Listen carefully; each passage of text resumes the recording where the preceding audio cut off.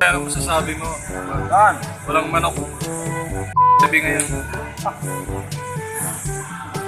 Wala na ang kwenta. Wala pang manok. Wala pang gravy. So, ang in-order namin, itong ano ba to? Buckingham, no?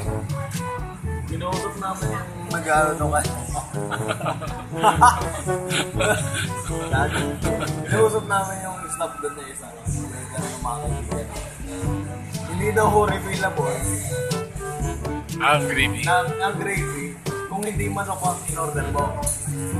Meron lang tayong problema mga kaibigan. Only problema lang. Paano tayo magkakaroon ng unlimited gravy kung wala naman silang manok na binibenta doon? Diba? Galing pa ho kami hindi mga kaibigan. Kaya ho kami pumunta dito kasi agad na ho ako doon sa palang ng manok. Na wala naman daw silang manok doon.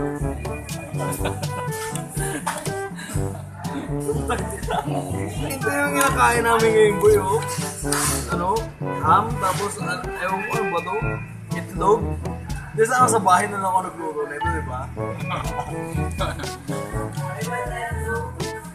Kasi, my God yan. My God yung mga kaibigan. Lima kong tao. Alam mo, may manok. Hindi pa nila alam kung Hindi pa nila alam na walang manok na masaserve sa kanila ngayon. Nakalagay mo doon chicken joy. Wala na chicken, wala pang joy.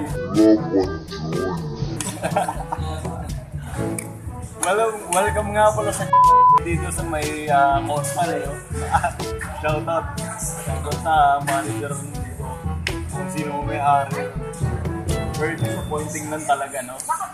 Ay, hindi ko naman alam na narinig siguro nila. buwan na yun. Tama.